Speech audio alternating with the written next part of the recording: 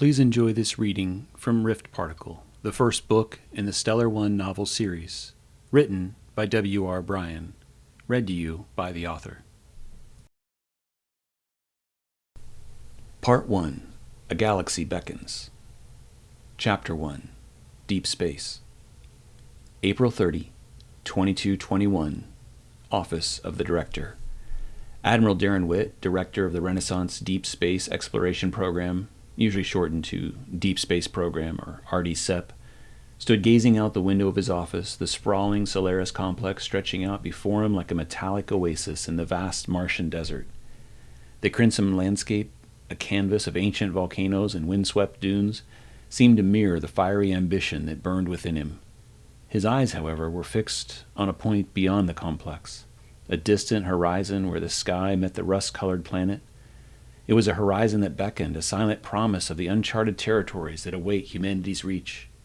He had worked tirelessly to reach this position, navigating the treacherous waters of Earth's politics and corporate maneuvering.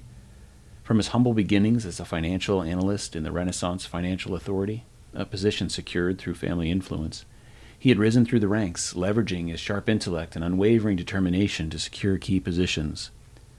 Now, as the head of RDSEP, he held the reins of humanity's destiny in his hands. The weight of that responsibility was not lost on him, but it was a weight that he had longed to bear since childhood, when he would spend countless nights gazing at the stars through a telescope gifted by his grandfather. The memory of those nights, the quiet wonder of peering into the vastness of the cosmos, fueled his every decision. It was a passion that had driven him to succeed in finance, a field far removed from his childhood dreams, but a necessary stepping stone to achieve his ultimate goal to lead humanity's expansion into the stars. And he couldn't help but admit to himself he wanted to be in the history books as the man at the helm of the Deep Space Program. Jason stood, arms crossed, a grim expression on his face. He glanced at Darren, who was still staring out the window. "I don't like it, Admiral," Jason said, his voice tight with frustration. "We've been sitting on our hands for too long. The Prime is out there waiting for us." Darren turned from the window, a thoughtful look on his face. "Patience, Jason," he replied. "We both know the stakes are higher than ever before." "Patience?" Jason scoffed. "We're not talking about a minor delay here. We're the first humans to venture beyond the Milky Way, and we're stuck on this rock. I didn't sign up for galactic gardening." He paused, his tone shifted to one of firm resolve. "We need to find a way out of this, and we need to find it fast. I have a mission to complete." Admiral Witt remained by the window, his gaze fixed on the distant landscape below. "Captain," he began, his tone measured. He gestured toward the window. "Sometimes you need to step back and see the bigger picture." Jason broke eye contact and took a breath, his frustration evident, but the Admiral's words starting to sink in. Witt continued, his voice steady. "Look, Jason, I know what you probably think of me, the corporate climber born of privilege, and you wouldn't be wrong in that. But I'm here because I believe in this project. I believe it is critical to the future of mankind, to get to the stars, to spread across our galaxy and beyond."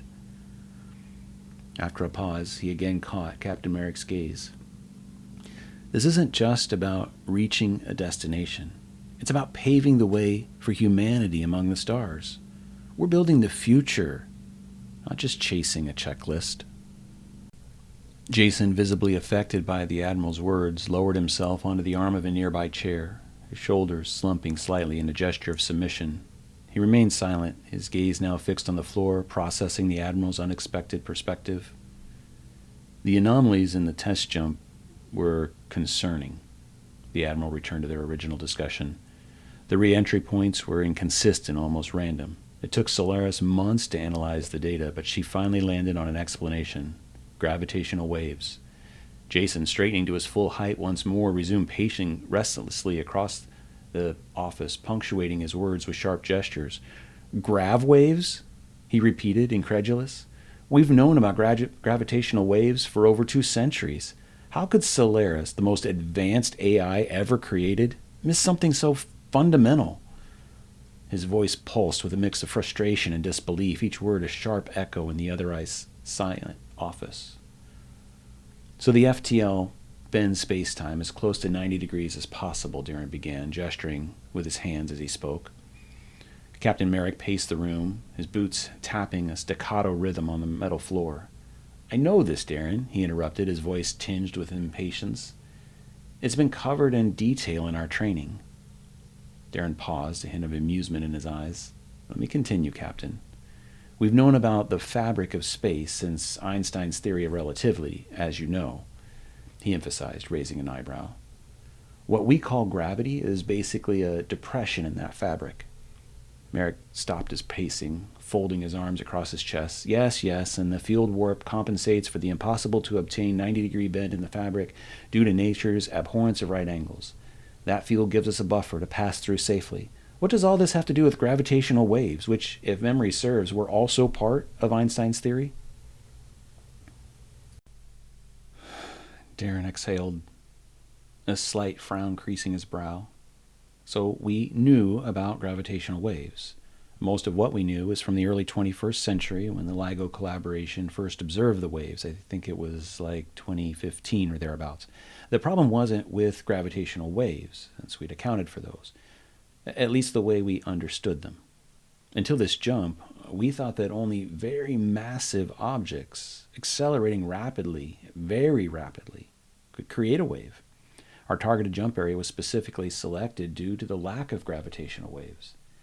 The deviation on re-entry, though, could have only been explained by gravitational waves. His voice took on a professorial tone, his hands moving in a way that illustrated the complex concepts he was explaining. We began adjusting the hypergrav system and installed a new grav wave detection sensor and the prime. We should be ready to begin deep space jumps within the next month.